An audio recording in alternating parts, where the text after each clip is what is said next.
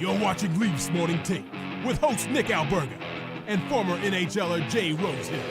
The show starts now. All right, here we go. So much to talk about in the Monday edition of Leafs Morning Take presented by Bet365. Hockey fans, check out Bet365's 3-goal early payout. When your team goes up 3, you get paid. It's that simple. Download the app today. Must be 19 plus. Ontario only. Please play responsibly. Nick Alberga and Jay Rosehill. How was your weekend, buddy? So much to talk about. I don't even know what day it is, man, these days. I was trying to get my kid to go play with his friend last night at like 7 o'clock, and they're like, yeah, we're shutting her down, man, it's Sunday night, and I thought it was Saturday. So, yeah, I guess my weekend was good. I'm all over the place. But news drop, news dump, stuff going on in the show. It's fun, man. Ready to break it down, and we got Chris Pronger on today. We do. Perfect timing for that because you can't forget, don't bury that lead. It's the Gudas game. We'll see if Gudas plays. But let's get to Bruce Cassidy. This is so cutthroat. It's so blunt. It's so Vegas. But they bring in John Tortorella with 8 games left to try and save the season. And I just wonder if this is Mitch Marner's final parting gift to Toronto. Here you go. Have Bruce Cassidy. Why not? I like that. Is he the front runner? Him or DeBoer? I don't know. First, Berube has to no longer be the coach of the Toronto Maple Leafs before someone else is. I'm pretty sure that's how it works. Yeah. But it seems like that writing's on the wall. Yeah, interesting, dude. Like, ballsy move. 8 games left in the season. Not only do you can Bruce Cassidy, who won you a cup a couple years back, you hired John Tortorella. I thought that Torts' days after Vancouver, I was like, that is finally it. Like, he is finally done his old school ways, his intimidating demeanor. It's no longer conducive to today's NHL and the players that are in it. He's done. Sayonara. Congrats on everything. And then he just like gets on with, this is his 3rd team after that. So I don't want to say I'm surprised. I mean, his coaching career in pro goes back to like the early 80s, dude. This guy's been around the block. He was with Tampa when I was drafted to them, did multiple training camps around Torts. He is very intense. It's going to be interesting to see how it goes. And the last time, it's happened before, but with 8 games left in the season, the New Jersey Devils in the year 2000 fired their coach, hired Larry Robinson, went on to win the Stanley Cup. But I get why they're doing it. They're in that pillow fight division, as Connor McDavid calls it. They're in a playoff spot. It's not even a wild card. It kind of like on paper, it's like, what are you doing? But they're not playing well enough. Nobody in that division is taking control. I get it, man. Like, hey, this isn't good enough. Let's shake things up, go into the playoffs with a new demeanor and see if we can do some damage. Because I feel like they get the vibe they're limping into the playoffs right now. Pretty much, and I think it tells me they don't like their team D because Wiley, regarded as a defensive-oriented coach, I think that's the look now is to try to get that crease solidified, that blue line solidified, and getting ready and set for the Stanley Cup playoffs. You're so right. They're going to limp in. They shouldn't be playing in the Stanley Cup playoffs. They've been that bad this season, but unfortunately, the teams around them are just not good enough to get in. Even Los Angeles, I wonder about them potentially getting in. They haven't been great the last couple months, but I would wonder, I would love to know like an ISO cam when Vegas players, they find out that it's John Tortorella coming in, like a former Maple Leaf and Mitch Marner. What do you think his reaction would be? And maybe it's not fair to say that because I know the reviews were good from guys who were there at the Olympics with Torts a couple months back and Hannafin and Eichel, right? Yeah, it would be interesting. I mean, Cassidy, he's an intense coach, and I think that, the more intense you are, I think the more you can draw out of the team.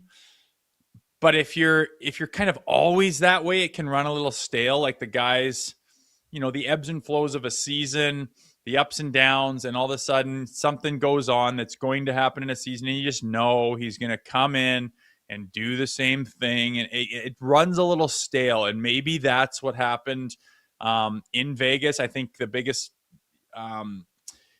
challenge for a coach like that is to keep them guessing and to keep things fresh and to keep them on their toes and keep them engaged and find ways to motivate them that's different. I think that's hard when you're really a raw, intense kind of demanding coach. It's easy for them to tune it out. And obviously, it has gone stale in Vegas. So yeah, that is the big story. Hiring Torts, I don't know how that's going to go. I mean, everyone thought Marner and Eichel were going to be the hottest duo in the NHL, and they're in that it's not a joke of a division, but like, you guys can't take control of that division. You're limping in there. It's pretty interesting. So I don't know what's going to happen. I mean, Marner has played for Babcock. He's played for Berube. He's played for his current coach. My brain's not working. Cassidy. They just fired him. Bruce Cassidy, and now it's going to be Torts. So it's not going to be completely foreign to him to play for an intense coach. But no, I think a lot of eyes will be on Vegas. The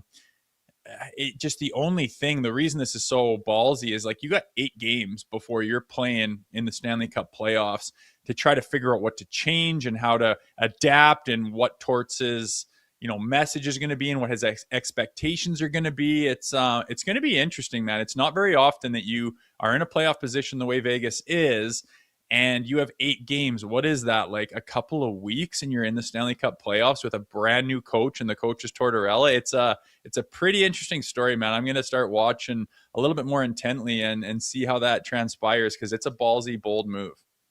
They're rolling the dice, I mean, for a lack of a better term, and I think much similar to Columbus and Rick Bowness. I mean, the boost has been there with Bowness. I know it was a tough, disappointing loss for them yesterday after being up 3-0 against Boston, but it's just for the rest of the season. So it's a veteran coach. He's been there before, and I think naturally in these parts, I wonder what this means and how this affects the Toronto Maple Leafs. As we talked about off the top, we think we're headed down a road where Craig Berube is going to be relieved of his duties, and so there's going to be a vacant coaching position. And Bruce Cassidy, for me, is not, whether it's number 1 or 1A or 1B, I think he's got to be atop that list of credentialed guys that I'd be looking at. But for me, more specifically, when the season's done, I want to know who's running the team first and go from there. How about you? Oh, big time. Big time. You hear about Keith Pelly running around and asking a lot of intense questions to a lot of different people and having one-on-ones and doing what I guess he's supposed to do. You hear the internal murmurs about him, like wanting to really run the show. And my only fear there is that he's all jacked up and wants to make every hockey decision out there. And it's like, dude, like what do you know? What, I get you know how to run companies and organizations in the DP World Golf Tour in Europe. Great, cool. You're a business mind. You can make some money with a big organization. Like, not everyone can do that. Cool. What the hell do you know about hockey? And I hope you're putting hockey minds in front of your own ego so that this organization can get itself at a very detrimental time to the organization. Like, they are teetering one way or the other. They have seriously heavy decisions to make right now in this offseason, and I hope they do it well. But absolutely, you need to know who's calling the shots before you hire a coach. Cassidy, I don't know, man. I mean, is there any chance Joel Quenneville is going to become available this offseason? No. I had my mind on him, man. I just feel like he'd fit so well. He's got that. Like, today's day and age, you can't be a complete prick like Mike Keenan was back in the day. And maybe it sounds like even Babcock was for the majority of the time. These guys don't respond to that. You have to have like that encouraging type of intensity. Like, these players nowadays, and, maybe a Mitch Marner, which we were just referencing, is part of that. But you have to stroke their ego a little bit. You have to foster this nurturing relationship where you're like, I'm on your side. I'm your buddy. I understand how good you are. I'm with you on this one. But also have, slide in that demanding nature of, you're not running the show. There's a certain standard and you have to abide to it because the team comes first and there's only one way to win in this league. I don't know who that guy is. Obviously, Pete DeBoer's had a lot of success out there. We've talked to him and interviewed him on this show. He hasn't got over the finish line with some talented teams, though. Just a lot of question marks, but 100% I agree with you. You have to know who's at the helm of this thing, general manager-wise, and who's calling the shots before you get there. So I guess we can't really put the cart before the horse. And again, they have a coach with a contract as we speak. So it's kind of wild. It's like an afterthought for people thinking that the coach is going to be changed, but they have one as we speak. Buddy, I'll be absolutely floored and stunned if Craig Berube is back next year. Like, just reading in between the lines of what the fuck this guy said the last little while, the writing's on the wall. He's not an idiot. I think he realizes what's to come in 8 games from now. But I think just final note on Bruce Cassidy, I was sort of chuckling to myself on Sunday. Wonder if this could be the beginning of ridding ourselves of this fan base, of the stench of Boston for the last 25 years. Because Bruce Cassidy, if you look back, was a guy they shouldn't have fired. They did. He goes on to win a Stanley Cup. And maybe this is what we need. We need a Boston Bruin through and through to come in and change the fortunes of this organization. Imagine how pissed off Bruins fans would be if Bruce Cassidy came in and changed his team for the better. Yeah, that's a good point, man. As much as it pains me to say, the Boston Bruins have the right culture in place. They know what it feels like. They know what it looks like. It's kind of hard to describe, but there's a vibe or an aura around a team on how they conduct themselves. Again, hard to describe, but and I haven't been on a Stanley Cup winning team. I understand that, but I understand the difference and what it feels like to be on one when things are going well and you are in the driver's seat and you are the favorite going into buildings, and you know that if you play your best, you're going to win, and you think you could do special things, and everyone's on the same page, and there's a connection from the coach to the players. That feels like something, and the Boston Bruins have had that for a long time, even though they just they did their retool or whatever the hell they call it. And maybe you think they're a good team now or not. But the bottom line is they know what winning feels like. They know what it looks like. They've had a lot of guys who have gotten on the same page over the years, and they've got the cups to show it. So that is a thing there with Bruce Cassidy for sure. He was there to be a part of that, to help foster it. And he knows what it looks like and what it feels like. And if he were to be hired by the Toronto Maple Leafs, he could get into that locker room and he could smell that out in a second going, Jesus, boys, like what is going on here? And, it would be his job, and it would be his challenge to try to get those guys to understand what it's like to have that mentality that's of a winning nature. And I think it's no secret that the Toronto Maple Leafs have 100% struggled with that in this era. And they are, the cherry on the top is this season, obviously. So big changes need to be happen. It's interesting that now in the last certain amount of hours, Bruce Cassidy is now potentially on the table. It's such an unpredictable sport and league. Like, think about what the last 9 months have brought. All the turmoil surrounding Marner. He leaves. He goes to Vegas, already looking at houses at the Four Nations last year. Who in their right mind would have thought that Bruce Cassidy would be fired before Craig Berube, knowing this Leafs team has been dog shit since October? It's crazy to me. Yeah, it is. I get that sentiment. If you look over the course of the season, like on what date do you think it would be obvious to fire Craig Berube? I think with the Olympic break and having that kind of, and the way they played at certain points of the season, after Christmas, and then that kind of unbeknownst 5-game slide that included the Vegas games, which, threw them for a loop, and then, winning a bit before the Olympic break. It's just the timing of it. It's easy to say, well, clearly you should have fired him at some point. Sure. But when you dig a little deeper, the timing, I never really saw a real good opportunity to do that in a timing where you're like, hey, this is ridiculous. Let's can him. Unless you were one of those people who really thought early on in the season before Christmas, like, this team's in shambles. They're garbage. Can him right now and fix it. That was 1 year into his tenure where they won the Atlantic Division and almost beat the Florida Panthers that won back-to-back cups. Like, that would have been a little premature to do that in November, don't you think?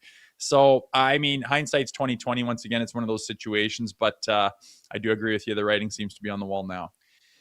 It's something I really respect about Vegas. They comprehend that it's all about winning, and they don't care when it happens, when it's, it's crazy. Everything we just talked about, the fact there's 8 games left, and you're like, you know what, we're going to move off the guy who won us a Stanley Cup, 3 years ago. And this has been a theme with this franchise since coming into the league, the 4th head coach in about 9 seasons here for the Vegas Golden Knights. And you look at the body of work, you look at what they've done in the past, even Marc-Andre Fleury, like a year removed from winning the Vezina Trophy.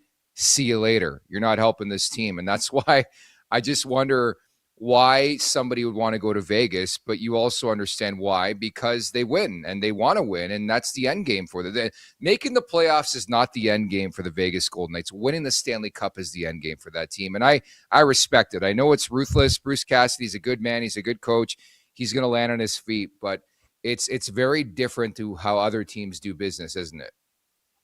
Yeah, and I envy it. We've got this big billion-dollar company that is all about the spreadsheet and the bottom line, and you mix in the basketball team and the fucking soccer team, and it's all a big spreadsheet. Like, fuck off, man. I like Vegas Golden Knights because I don't give a shit. I want to win Stanley Cups. We want to have parades, and that's the only thing that matters. And if we feel like something's inhibiting us from doing that, you're gone. And they just cut fat, and it's awesome.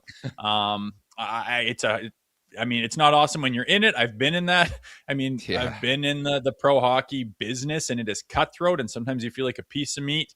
It is what it is. But when you're on this side of it, looking at organizations, and one like Vegas, who's just like, I don't care. I'm not, it's not an old boys club. We're not just keeping you around because you did something good for us 4 or 5 years ago. Like, no, if you're not helping us actively do what we want to do, which is have parades and win Stanley Cups, which they have done in a short amount of time, you're gone, and we'll get someone that we feel does. I love pulling triggers like that. I think it's awesome. So again, an interesting story. We'll see where that thing leads to, but it is relevant to the Maple Leafs in our show and our conversation, as they've got Marner over there. That's a new coach, a high-end coach with pedigree, who is now on the open market, where a lot of people are looking at the writing on the wall for our coach.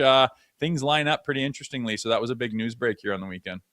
I've got to talk to our friends over at Bet365 and find out the odds for Mitch Marner actually playing the duration of his contract. He still has 7 years left on his deal in Vegas. What are the chances they keep him for all 8 years, man? Knowing what we know about that organization, I'd say fuck no, it's not going to happen.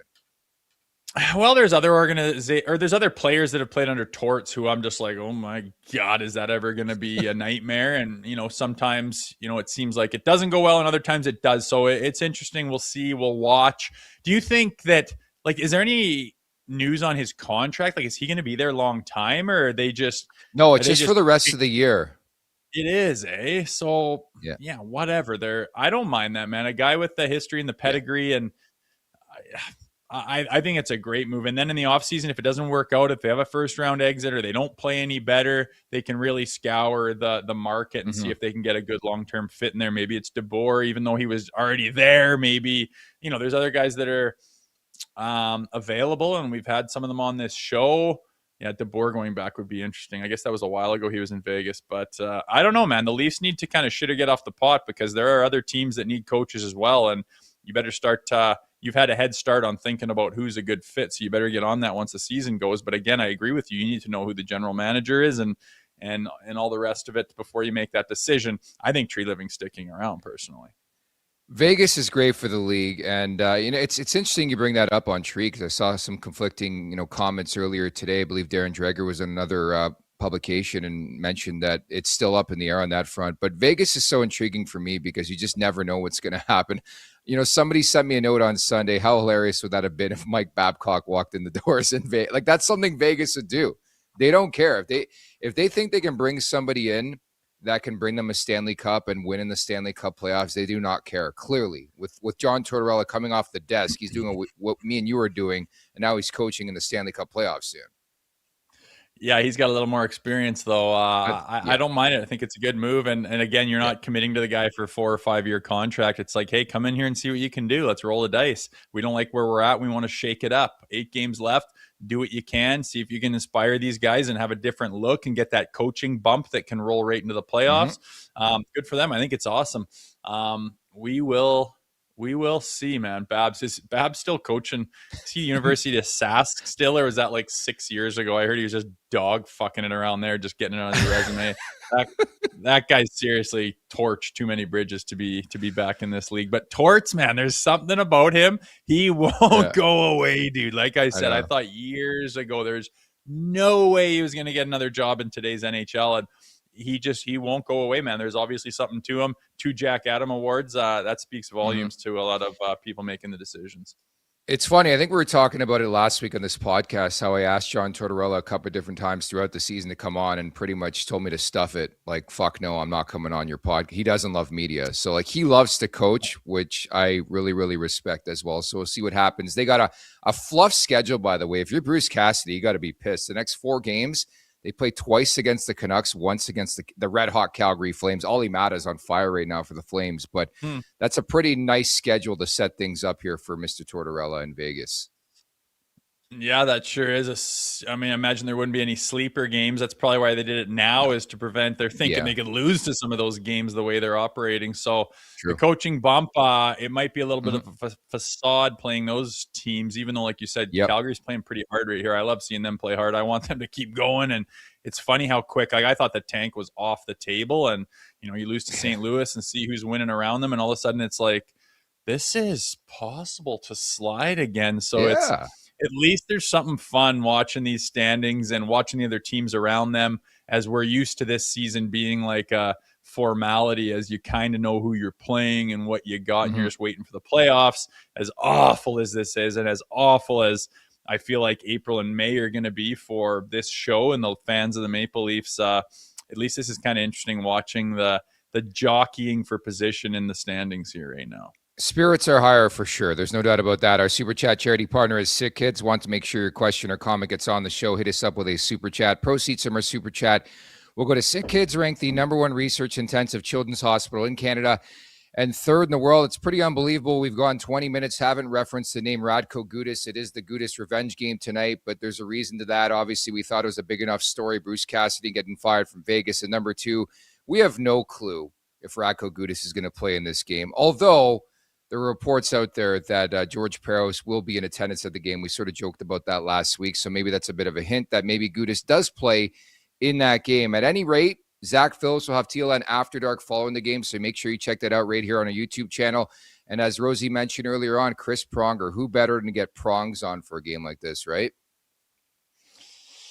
Yeah, he's familiar with the situation, all right. And, his name has been buzzing around the Maple Leafs market, media, fan base for a couple of reasons. So for sure, a guy with tons of experience and know-how, and he's touting his new book right now, doing a little tour as well. So we'll see what he thinks of all this and what's going on, and see how protected he is over his answers, as I'm sure he's not immune to the fact that there is a little buzz going around him in this market.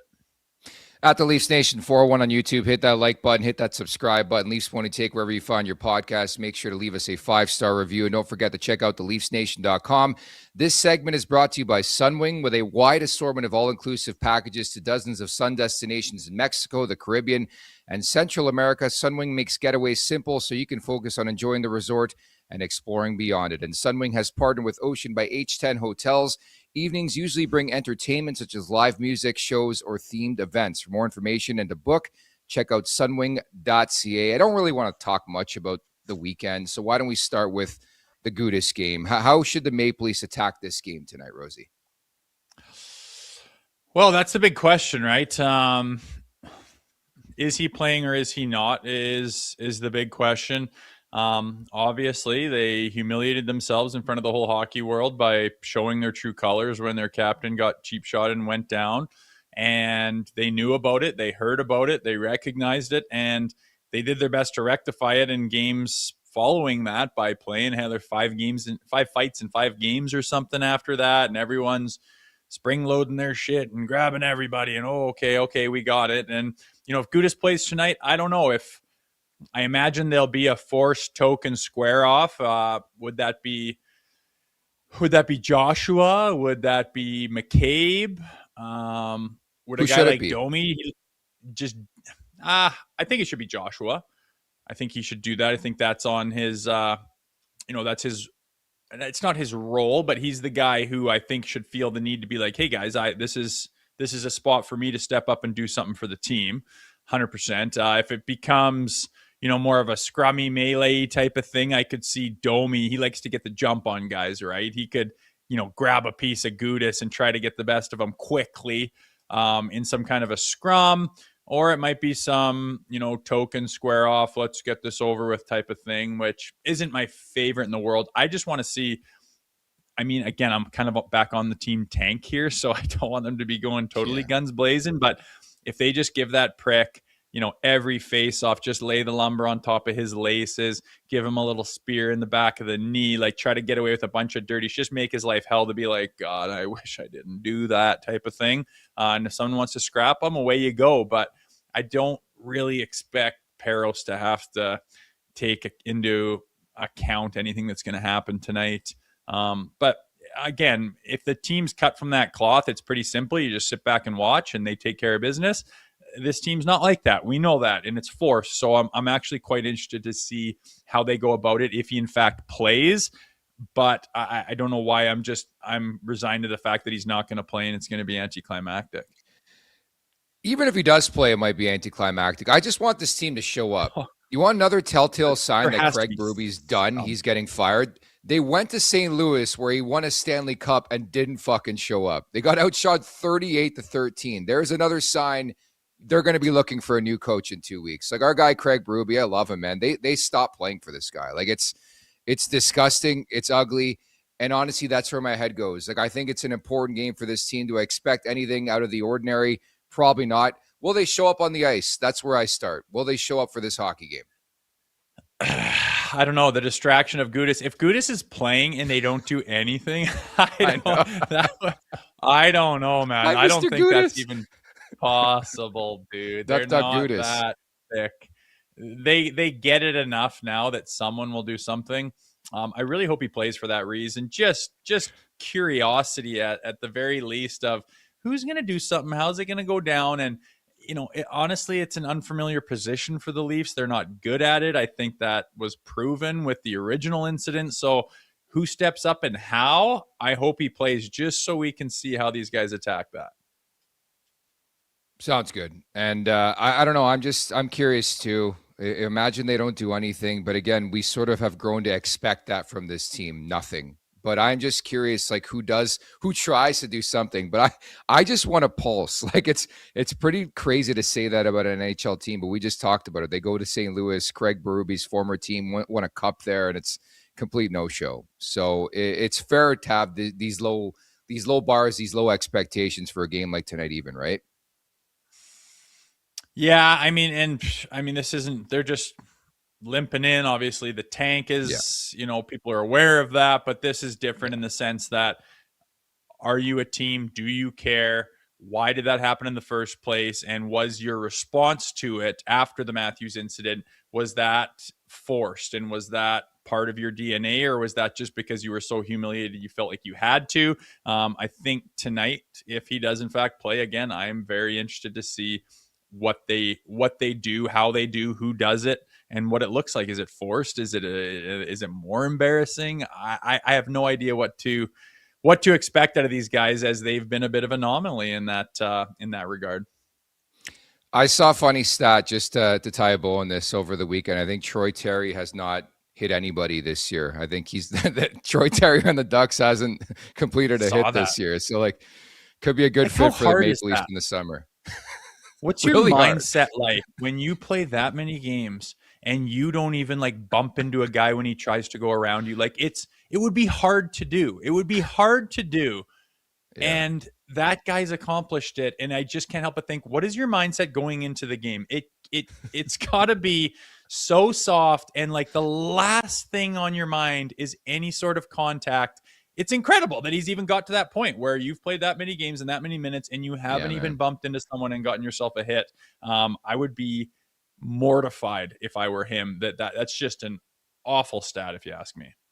I understand why Chris Pronger's always laughing these days, man, because he watches the game. He's like, well, what is this joke of a league? At the Leafs Nation 401, hit that like button, hit that subscribe button as we bring in the one and only Chris Pronger. Prongs, thank you so much for doing this. Why don't we start with that conversation? What's your expectation for the Maple Leafs tonight, regardless if Gudas plays or not here?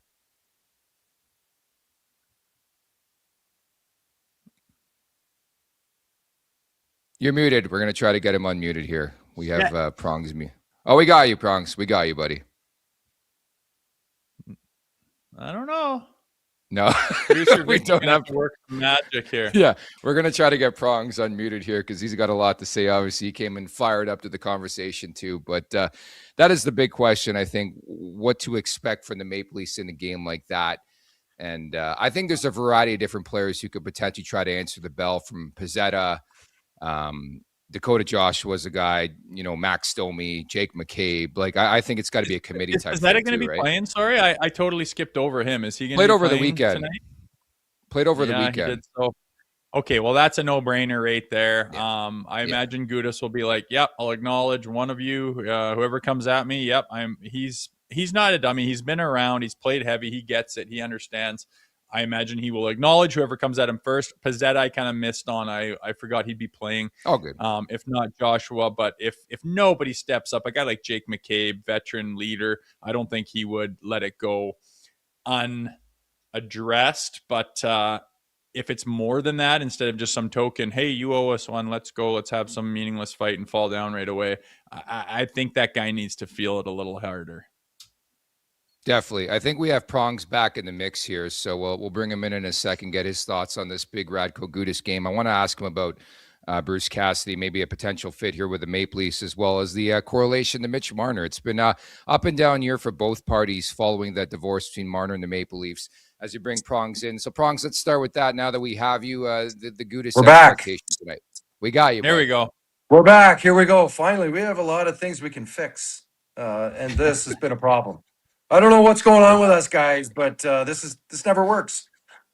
It happens. We always figure it out. Yes, based on the last game on Saturday against the Blues, my expectations tonight, and I heard what you were saying, Jay.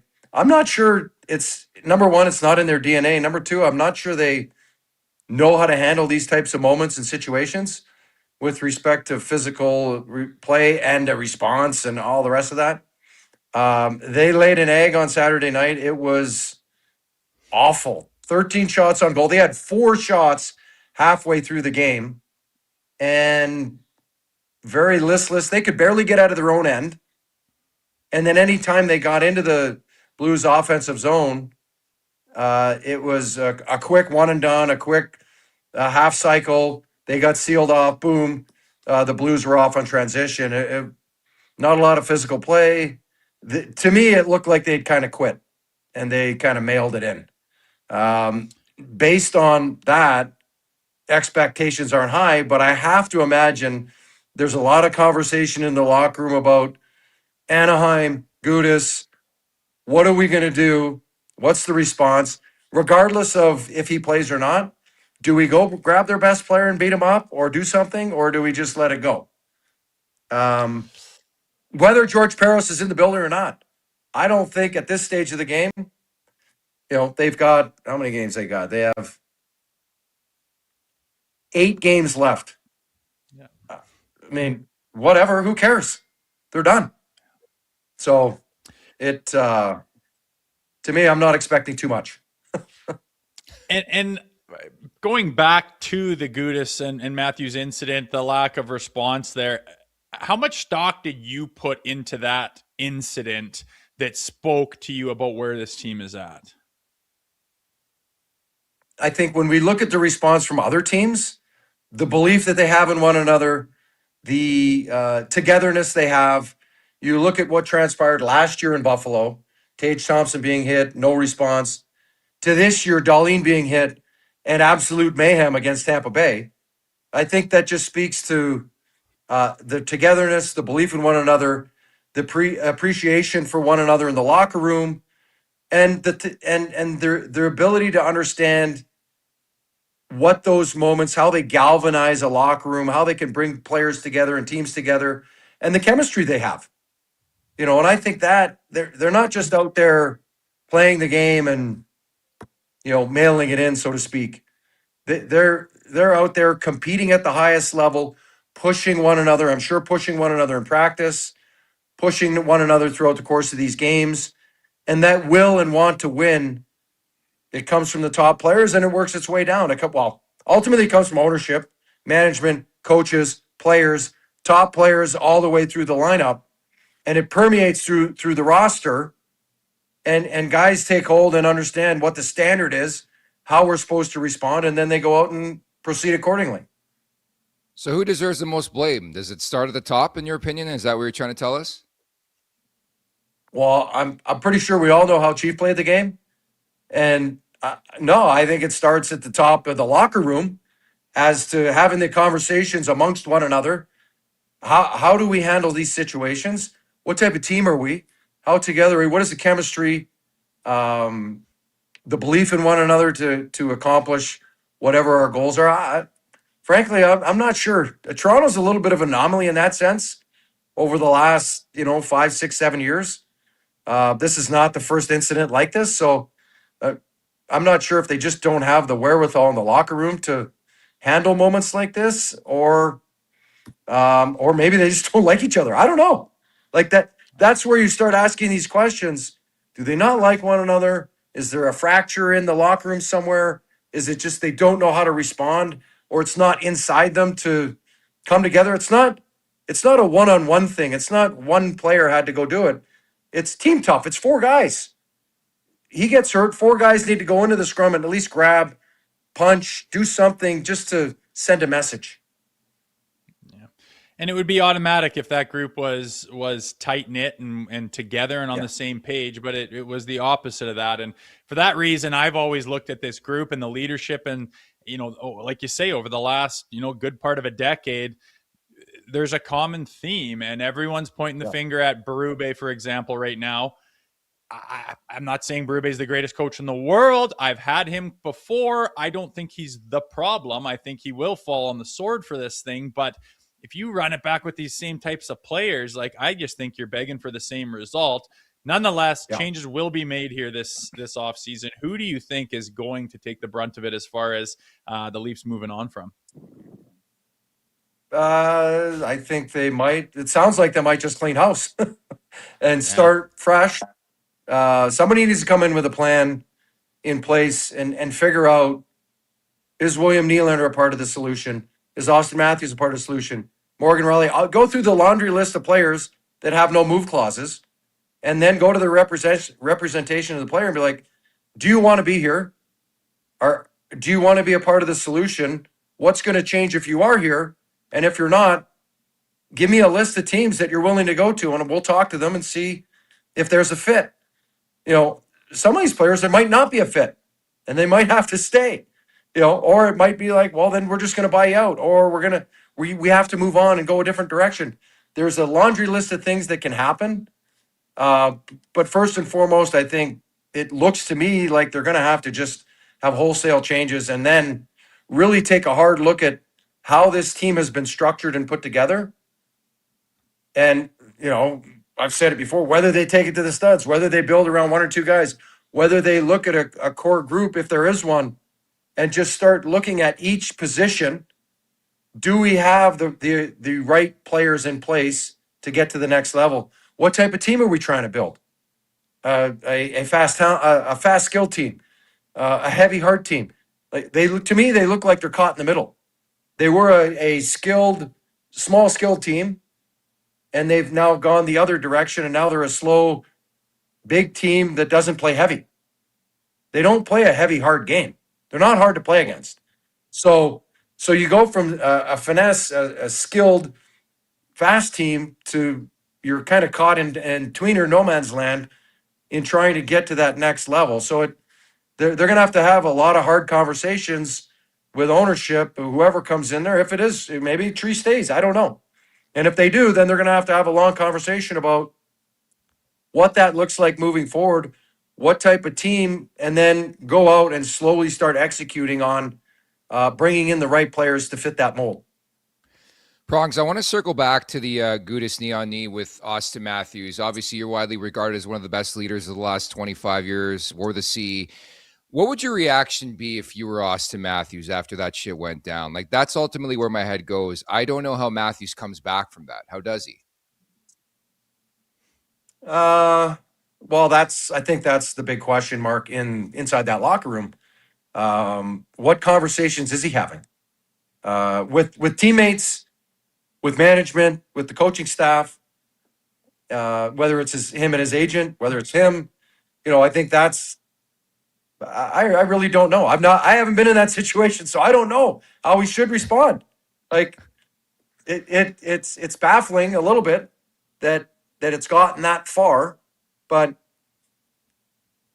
if you're not in that locker room, if you're not a coach, you're not a manager, you're not like you don't know how tight the locker room is and what they're willing to do for one another. I think last year, Game 5 and Game 7 at home against Florida kind of told the tale of what type of moxie is in that locker room. The type of character, laying 2 eggs like that on home ice kind of speaks to kind of who they are and what they're all about. And, you may not like it, Nick, but losing Mitch Marner has kind of There you go. showcased some cracks in the armor with how important he was to driving the offense and the power play for this hockey club. And it's interesting to see how much they've really struggled without him in that regard. Yeah, and you mentioned Mitch. Obviously, some big news this weekend from Vegas. 8 games left. The Vegas Golden Knights, where Marner's playing, and they have not been having the success that I think they expect in that weak division. They fire Bruce Cassidy with 8 games left, hire Tortorella. Quite interesting. First of all, what do you think about that move? And secondly, do you think Bruce Cassidy is now on the radar of Toronto's management? He's probably on the radar for a lot of teams. There's a couple guys that are sitting out there. Him, Peter DeBoer. I think, and I don't know if it's in Bruce Cassidy's best interest to wait. He went right from Boston immediately into Vegas. No time to decompress, no time to digest being fired, and kind of what he'd been able to accomplish. Had a great run in Vegas, albeit seems fairly short, but that seems to be the coaching carousel in today's NHL. What have you done for me lately? Meaning yesterday. And so, Tortorella going in there, there's 8 games. If they make the playoffs, we'll see. And that's his contract. It's this year. So, I think it's Kelly McCrimmon probably, number one, trying to make a splash with his players of like, hey, we need you to play harder. I'll bring in somebody that's even more of a tyrant and really kind of test you, check your mettle, if you will. And then and then reassess probably after the season. What does this team look like? But he's the type of the GM. The owner's the type of owner. They're not going down without swinging. I can tell you that. They are as ruthless as they come. And when you go there, you know that. They've now shown you exactly what they're all about. They want to win every single year, no matter what. They don't care what you've done for the organization. They don't care what you've done in your career. If you're not playing up to par or you're not the type of player that's making the impact that they're looking for, hasta la vista, see you later. We're going to send you on your merry way. Coaches, players, it doesn't matter. They're going to make a change. And now we're seeing it again with their most recent Stanley Cup winning head coach from 3 years ago. So it'll be interesting to see how this plays out and how the players react to Torts going in. I was talking to somebody earlier. They were like, well, can he implement a new system? And, can he fix their defensive struggles? And I'm like, well, first off, we don't practice in the National Hockey League anymore. So how are you going to fix anything? You can't fix it in a game. You can't fix it in a meeting without going into practice and having time to implement all this stuff. So it's that is, to me, will be the biggest thing. Is it really just the voice that has been the problem here with the Vegas Golden Knights, or is it more? And we'll find out in these 8. We'll find out in these 8 games for sure. How do you see things working out with Torts and Mitch Marner? I think in an 8-game window, I think it'll be okay. I don't think he's going to be able to go in there in 8 games and do what we've normally seen. To me, it doesn't make sense if he does that. He's not going to be able to, paint new stripes on a zebra. He's going to have to come in and figure out what he's got, which I'm sure he's already started to digest and figure out, and then go in there quickly and figure out what buttons can he press on each individual guy to get more. And what can he change, if anything, from a structural perspective in the defensive zone? I mean, that's what Bruce Cassidy does. He coaches defense. He's a defensively structured coach. How does that change in 8 games? To me, that'll be the $1 billion question here. Is he going to be able to implement anything and get them to buy in a short amount of time? And Prongs, moving back to Toronto here, obviously changes need to be made. You kind of talked about that process, but what do you think if there's a couple of things that stick out in your mind as the priorities, the must moves that need to be made here in the offseason to try to get this thing back on the rails? What stands out to you? Well, I think first and foremost, they've got to get quicker on the back end. They've got to be able to get puck. And by the way, they don't grow on trees either. They got to get puck movers that are mobile, that can get the puck up ice, that they can get on the transition game. The other night against St. Louis, they could barely get out of their own end. Everything was happening too quickly. St. Louis was on them too fast. They give up the blue line too easily. They just back right in on top of the goaltender. They from a gap perspective, both forwards and defense connected. They did not defend very well, and I think that's a pace of play, a mobility, skating, agility, things of that nature. That's in the players' DNA. That's how they're. These are not young players. We know what they're capable of doing. When I've heard, Chris Tanev will be back. He may not. He may not. He's got a lot of miles in that body, coming off hip surgery. And if he does come back, he's not going to be as mobile as he once was, and he wasn't overly mobile to begin with. He's a competitive player. Get that puck up, get moving, and then he's a steady stalwart on the back end. But he's not a puck moving transition type of defender, and that they need more of those guys. They're going to have to start drafting and developing those types of players throughout their system to be able to then get them into the fold and hopefully try to trade for one or two or sign some via free agency to kind of fill in and around who they currently have. Yeah, I guess that was my follow-up is, those players don't grow on trees. They haven't had a number one guy in forever. You look around at other organizations, it seems like they're really the only way to get one of those is to get it through the draft. Does that say to you they might need to make some big moves here and do what most would consider a rebuild in order to get where they need to be going? Potentially. I think it just all comes down to fit, with the players that they have, where another team is at. What does a trade look like? What can they get? Can they get high-end prospect and picks? Can they get can it be a hockey trade? We rarely see those anymore. With the cap going up, can we get a hockey trade now? Can we move somebody? Is there a fit for one of their high-end players for another team where that player is willing to go that maybe that team has too many of and they need that type of player to get them over the top? That's a much longer conversation. For management and ownership to figure out what they want to do in that respect. But, I think like anything, you can do things. It's just a matter of finding the right partner and the right fit. And with a no move clause added into the mix, making sure that it's where that player is willing to go. So we're screwed, essentially, is what you're telling us on today's show. Appreciate that, Prongs. But I don't know if you noticed a couple of weeks ago, your name was trending on social media. And I know you saw it because you're active. The biggest question I can ask you today. So the Maple Leaf season ends March 15th. You get a call from a 647 or whatever number on March 16th. It's the Maple Leafs. We want to interview you for any position. You take that call? Do you take that interview? I'll take any call. I'll talk to anybody, but even mine? I don't know. I've taken your call, Nick. Good point. No, pardon me. I took your text. Text is much easier.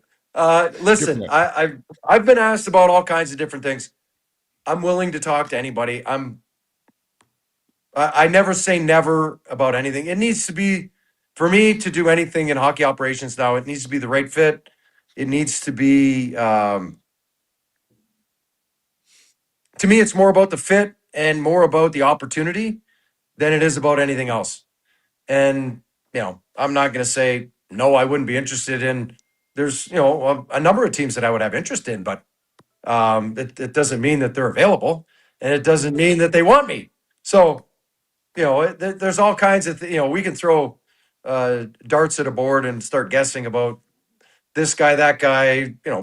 Right now they have people in those positions, and until they're not there, it doesn't matter.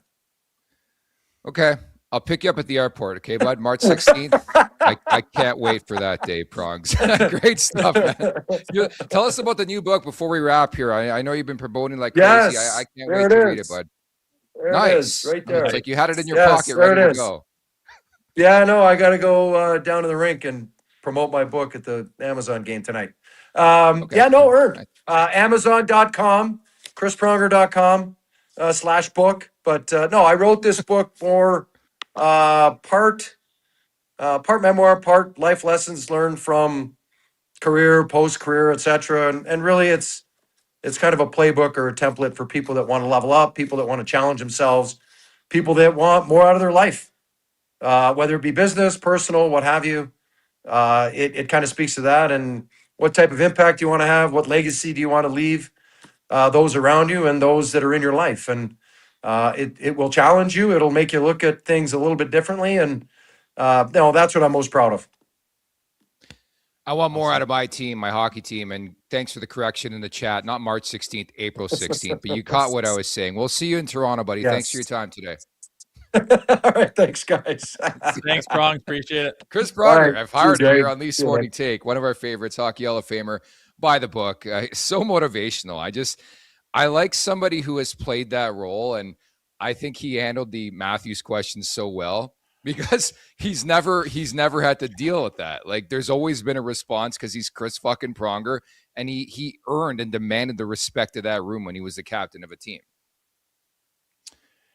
Yeah, and he's known as a winner because of the way he went about his business, and I think that's a good point. Like you mentioned, that's the sick thing about that incident this year with the season that they're having, and to see what happened to your captain, and just it's for Chris Pronger, no one would have to tell him what he's supposed to do there.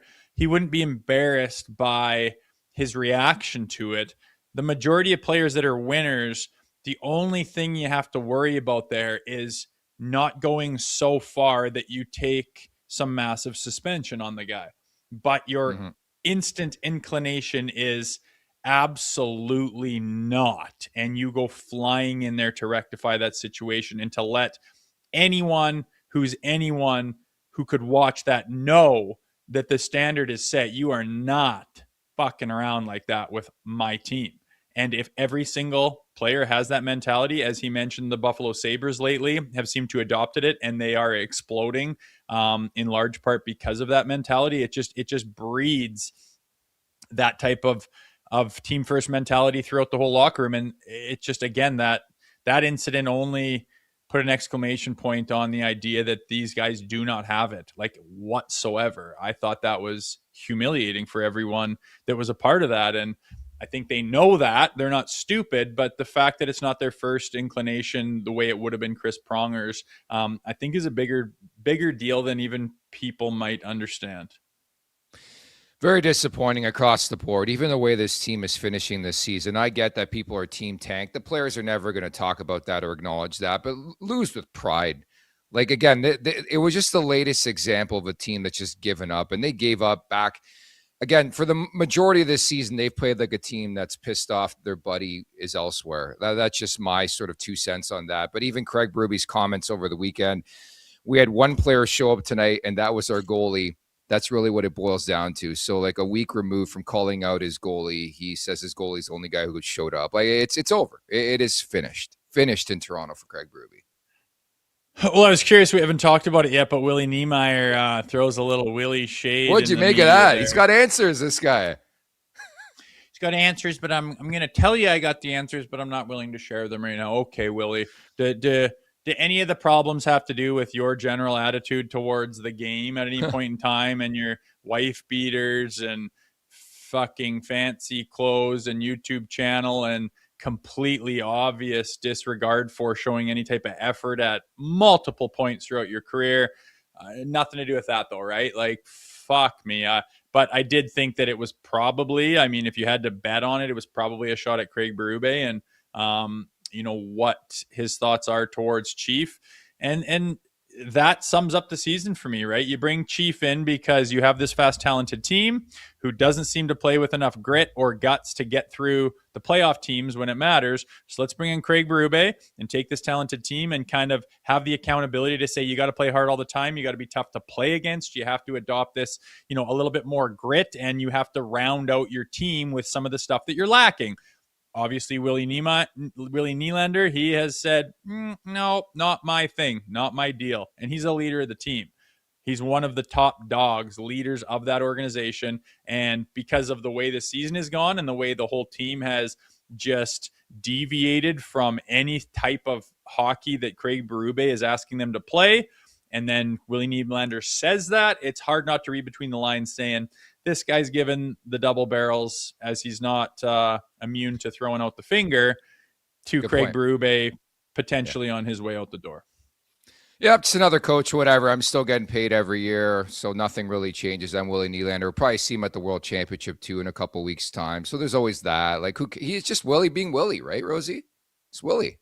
That's him. It's just Willie being Willie. Hey, let it go. It's Willie. It's okay. He has cool clothes, man. Let Willie be Willie. Yeah, I am a fan of Willie, and I'm being hard on him right now. But you look at this season and what's happened, and you look at Willie's take on it or part that he's taken part in, and it's just like, Jesus. But is there a way you win with this guy making the money that he's making? The thing I look back at, and maybe it's unfair to compare, but remember when Nathan MacKinnon lost in the first round, and he's like, he was so like he hated himself, and he's like, I don't know what I'm paraphrasing, but he pretty much said, like, I want to fucking win. This stinks. I don't get that sense or that feel that this season has really, really hurt or ruined Willie Nylander or anybody else on that team for that matter. You could throw Matthews into that conversation.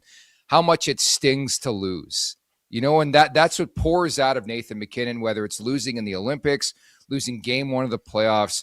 It's that mentality. And I just don't get the sense that Nylander has. He doesn't have it. Not even a sense thing. He doesn't have it. I mean, I can't help but agree. And, when you talk about the way they dress and stuff coming in, and it's like, okay, you're just an old man, get with the times. Oh, heaven forbid they show a bit of personality. I mean, it's easy to take that and it's easy to have that, thought process towards a guy like me, calling that stuff out. Yeah. But I'm just telling you that, when a team is doing things the right way and has the leadership like a Nathan MacKinnon, and you're going into a game with the boys coming off the bus, going into another battle that you need, you just don't want to be the guy to dress like a fucking clown and to have all the eyes and the cameras on you to deviate yourself from the team. You just don't want that. It's not what you're looking for. You don't want everyone to point at you. You don't want all the lights to go on you. You don't want all the cameras to point towards you as an individual. You get off the bus in your suits because you got a job to do and you're going to do it together. If you have the right mindset to win in the NHL, that's probably how you would look at that scenario. And Willie hasn't won a goddamn thing. Dresses like all fucking fancy because wants the spotlight on him, thinks about himself first, has his YouTube channel. I'm sorry. He's not the worst guy in the world. It's not the worst thing you could ever do. But if your priority is winning a Stanley Cup with that team, you're just probably not ever going to go and wear some fucking Big Bird costume to the fucking rink and have all the cameras look at you in the media talk about you. Nathan MacKinnon would never do it. No guy who wins Stanley Cups is usually cut from that cloth. Maybe you can get away with some of those personalities on the fringes, but if you want a guy to lead you to battle and win a cup, it's not a guy who does shit like that. I'm sorry. And you can get mad at me for it and call me a dinosaur. I don't really care. The proof's in the pudding, and all the stats and the numbers and the proof at the end of the day after all these seasons is in my corner, because they haven't won a goddamn thing, and almost every season has come down to embarrassment. At the Leafs Nation 401, hit that like button, hit that subscribe button. Many thanks to our chat figuring out that quote. I haven't won shit in 9 years. That's what Nathan McKinnon said after another first-round loss or another exit in the Stanley Cup playoffs. And just the intensity that he plays with and the leadership qualities is just like night and day compared to what we've seen in Toronto. But again, getting back to the major point, it just – this season, in a nutshell, has been a disappointment, but even the way this team has gone out, like the only guy maybe happy a bit from Saturday night was Zach Phillips because his boy Jacob Cullen played 16:07, got his first career point, so that's great. Dakota Joshua's been playing a lot. He had 3 hits, 1 assist. Hell, Justin Hall even scored against the Maple Leafs. Like, that's when you know shit's gone south, man. Justin fucking Hall is scoring goals against you. Of course he did. Of course he did. What was I going to ask? Oh, yeah. How about going to get Quillen's first point puck? Have you ever seen that? He's a leader. He's a leader now. You see that? Okay. I guess. saw. Have you ever seen a guy get a puck collected for his point? I've only seen it for your first goal. Am I missing something? Yeah. I don't know. Point. Okay. Cool, man. Yeah. Cool. I don't know. I guess I thought it was for one thing and one thing only, but I kind of missed the boat on what you were talking about with Quillen. But yeah, good to see him get on the board. I thought it was fascinating too on Twitter. I saw somebody, like, to your point about Nylander going to grab that first point puck. People are like, oh, he's really taking on a greater role as a leader with Matthews out because he went to get a fucking puck. Like, come on, man. What are we doing here? What are we doing? You're absolutely grasping at straws.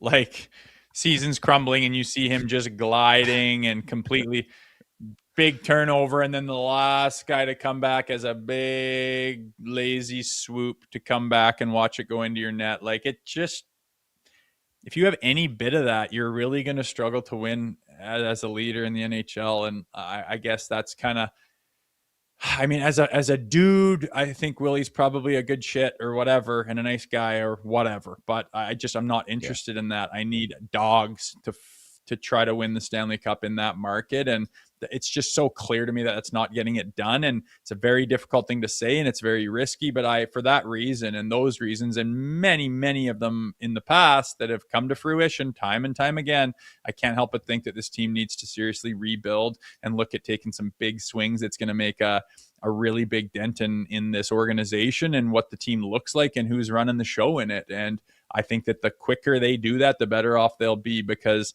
if you keep limping along with this bullshit, it's going to be a long road to getting better. And I think you just inevitably have to face the facts and rip the Band-Aid off here. The numbers are so grotesque. Outshot by 25 or more 4 times this season. Tied a franchise record for that. And they've been outshot in 55 of 74 games. And this was the cherry on top. And Michael Amato on Twitter put it out. They've been outshot 130 I got the number wrong. But it's been massive in terms of Joseph Woll his past 8 starts, where it's been gross how grossly outplayed they've played in that. I know, and Woll has kind of like kept them in and won them some games and got them some points. Like, it's at the point, like, I know we're being negative and stuff, but like what someone in the chat tell us what positives we can take here. Like, what would we talk about this positive? Like, this isn't Leafs TV where we just refuse to acknowledge anything negative and we just talk about how great everything is. Like, go watch that if you want. When things are rolling, we are loving it. We like this team. We want them to do well. We follow them and we go through it with a fine-tooth comb. Right now, there is nothing positive to talk about except maybe the play of Joseph Woll, which unfortunately is preventing them from getting into having their top 5 draft pick this year, which could be, I don't know, maybe the defenseman that you can, potentially have to start winning again. There's not a lot of positives to talk about. So these shows here are going to be negative. If you can't handle that, if that hurts your ears, go plug into something that won't talk about the reality that is the Maple Leafs right now. I don't like it anymore. You think we like doing these shows that's all negative? I hate where the Leafs are at right now. It's embarrassing. The road ahead is long, and I just hope that some changes get made that we can hitch our wagons to and start being positive and building some positivity around that. But until that happens, I'm not going to just fake positivity for the sake of faking positivity. There's nothing there to talk about. Just to correct that stat, outshot 300 to 162 in the past 8 Joseph Woll starts. It's ugly. Oof. Just peppering them. Just let them get peppered. Yeah, I would. I don't know. I would like to take a look-see at like Hildeby and like mix some shit up. They don't seem to be even aware of how they could maybe take some looks at different players and maybe not get points in these games to get their pick back that they egregiously lost to Boston. But I don't know. I guess we got 8 games left to see if we can slide enough. But I was resigned to the fact that tank is over when they won a week or two ago. And now I don't know if you want to play like you did against St. Louis every day. We're back, baby. So I don't know. It's going to be interesting. Yeah. If you're out there and you think Craig Berube's not getting fired, go watch the game on Saturday night against the team he won a Stanley Cup with. And you tell me how this guy's not getting fired. That's all I got. I just can't imagine like starting training camp again with Berube. And again, it's not a knock on Berube. It's just how the team has played in front of him. I just can't imagine starting that over again and doing another season here. So I think I'm on record saying I think Tree Living stays and Berube leaves. And then whether you put a president in there is going to be interesting. By the sounds of it, I don't think Keith Pelly is interested, man. He likes to save money and cut fat and have all the decisions on his lap. So I feel like it's going to be a Tree Living X take your new coach, whether that's, I think it's between DeBoer and Cassidy personally, but lots Darryl to talk Sutter. about down the stretch. Darryl. There's a guy who, there's an old school, no bullshit type of coach, but I don't think so, Nick. Yeah, probably not. It's time now for the last call, brought to you by Bet365. Tired of waiting for the end of the game to get paid, ready to move on to the next puck drop? That's why Bet365, an official partner of the NHL, has 3-goal early payout. If the team you're riding goes up 3 goals at any point in the game, they'll pay your bet out early. Hockey moves fast. And now with 3-goal early payout, there's one less thing you have to wait around for. Bet365. Download the app and see what early payouts all about. Must be 19 or older, Ontario only. Please play responsibly. If you or someone you know has a gambling problem, visit ConnexOntario.ca. Any specific bets you like tonight? I'll probably play the over in this hockey game. Oh, that's a good bet. I don't know. I've been looking at Matthew Nyes to get one. He's looked better lately. Yeah, he really has. Who is that against that one goal, Lori? And he just out-muscled, speed and power and finesse. Unbelievable. There's a guy that you can win with. I think he's got the right stuff, and hopefully all this bullshit this season hasn't rubbed off on him and Cowan too much. I'll take a Matthew Nyes goal, but I like what you're saying there. The over, it's plus money, over 6.5. Let's have our goalies falter a little bit. Let's have the boys popping off and scoring some goals. I'm setting the over-under on scraps for this game at 2.5. Over or under, Jay Rosehill? Under. I think I could get to 2, but I doubt it'll be 3. We'll see, though. I'm going to watch. It's going to be interesting. Yeah, I think that's where it intrigues me. I'm going to watch. I don't know what to expect from this team. Would you be shocked at all if nothing happens, if Gudas doesn't play and the Leafs just go about their business and they move on to Los Angeles and San Jose? If Gudas doesn't play, I don't think anything will happen. I really don't. I would want a greater response if Gudas doesn't play. Go after their players. They got nothing to lose. I don't want the Maple Leafs to play hockey at all tonight. I'll just be frank with it. Go out there and be goons. Oh, that'd be fun to watch. Some old school, got nothing to lose, let's take advantage. Again, these guys don't have that in them at all. They don't want to hit anyone. They don't even want to get their heart rates up half the time, dude. What are we talking about? You think they're going to go turn into mutants and just call on the bench and cause scrums and fall into their goalie and give guys extra shots and do little dirty shit behind the play? There is zero interest in that from this group. Zero. To the point where they had to be publicly humiliated just to respond to a filthy hit that blew up their captain's knee, who's got plethora of trophies on the wall, that he's that good, and they don't even do anything about it. You think they're going to go gong it up against this Ducks team tonight? There's not a chance.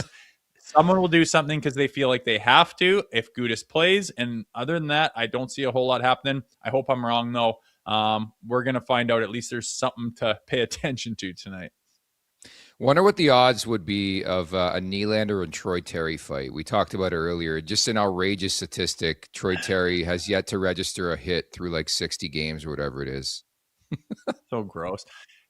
Did I say the other day, like, I was talking with a buddy, I had some beers last night, and I was like, I've never seen Willie without his helmet off, which is kind of a weird thing to say. But like, imagine he just goes flying across the ice and just like torpedo spears into a pile, grabs a guy, just starts working him over. All the boys are like, holy shit, Willie. And they dive in there and it's this bit of a melee. Finally, they get separated. The liney's got Willie. His bucket's off. He's trying to get in there more. He's going to the box and he's yelling and screaming and sweat's pouring off his nose. Oh my God. The city would probably burn down from how excited everyone would be to see that. And it's just so... And people are probably shaking their head. Willie doesn't have to do that. No, he doesn't have to do that. That's the fucking point. Doing something you don't have to do. He didn't see the hit, man. He did not see the hit, okay? Doing anything. Yeah, that's why he put his hand up saying, hey, ref, why aren't you going to call that penalty on Gudas kneeing Matthews and blowing up his MCL? It's just, you'd never see it. And just to have a little bit of that, of course, Willie doesn't have to do that. But yeah, what if he did?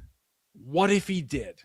And it's just so sad to think about what could have been with this group if they ever wanted to just realize that they need to strap their balls on for a few games here and there and make a difference. They're not willing to. And this season is just the cherry on top on why you need to blow this shit up, because they weren't even interested in getting their heart rate up all season as the embarrassing losses just piled up. Hey, man, Willie being Willie. And there's a reason why people were up in arms a couple years back. Remember the World Championship after the Maple Leafs were eliminated? He delivered a body check, and there was uproar in this city. A body check. So low standards, low bar for Willie Nylander. He's such a talented player too. Just so good. I get why they drafted him. But you look at Marner, you look at Matthews, you look at Nylander, and it's like, God, how did they get three guys with that much talent, but just missing the whole other side of the equation? It's tough to watch, man. But again, the stats are on my side, man. 10 years of disappointment. Very well said. All right, that's going to do it. Anything else to add? You're back on Wednesday, right? Oh, yeah, too bad. Just enjoy the game tonight. At least we got something to watch. Make your bets with your friends on what's going to happen. The fight card being 2.5. I got the under on 2.5 scraps. I'll tell you that. I think there could be one if Gudas plays. Something to watch, though. It's kind of exciting. I hope it surprises me. I hope it's newsworthy. I hope it's something that we can go back to and address for a while. And it's entertaining, because that's all we got to hang our hats on right now is some form of entertainment. Before we wrap, let's get to some super chats, because Maxentius Decimus is going to cry up a storm. We appreciate all your super chats here. Maxentius Decimus, hire the dog whisperer to get them in line. Tist.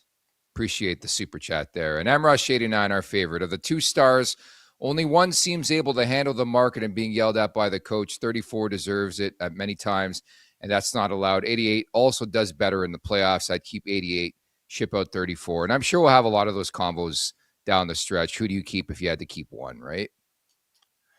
Oh, yeah. I don't know the answer to it. It's in that market, too, with all the noise that we're obviously attached to.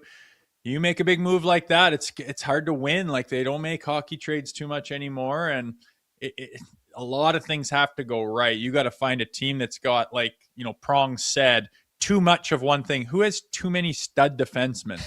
Like, it's just like it doesn't even exist.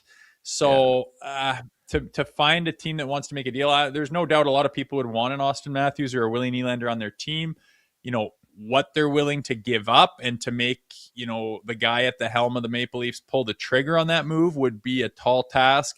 And then you come into the fact that these guys have full no move trades and have complete control over whether that even gets to the first initial talking point. So just a really tough spot for the Leafs, man. I can't think of a position that's more difficult than this right now. Sometimes you go through tough years, but it's just very clear, like, hey, we're tanking, we're rebuilding, we don't care if we're losing, we're trying to get draft picks, we're trying to develop them. You got to be patient. But this is like, holy shit, there's a few different ways they can go, and I don't know A, who's going to make those decisions, B, what the decisions are going to be. I guess that makes it somewhat exciting and interesting on the direction they go, but I don't have a clear answer, man. There isn't a clear answer. All right, that's it. That's all. Dave Peñero will be in as host on tomorrow's edition of Leafs Morning Take for a full recap here of Leafs Ducks at the Leafs Nation 401. Hit that like button, hit that subscribe button on the way out. Leafs Morning Take, wherever you find your podcast. Make sure to leave us a 5-star review, and don't forget to check out theleafsnation.com. Thank you to producer Vic. Thank you to Chris Pronger for dropping by. For Jay Rosehill, I'm Nick Alberga. We'll talk tomorrow. Take care, everybody. Make sure to check out more of our content right here on the Leafs Nation YouTube page. We got long-form interviews. We got clips. We got epic rants by Jay Rosehill. We simply have it all. And don't forget, you can find out much more at theleafsnation.com. Thanks so much for watching.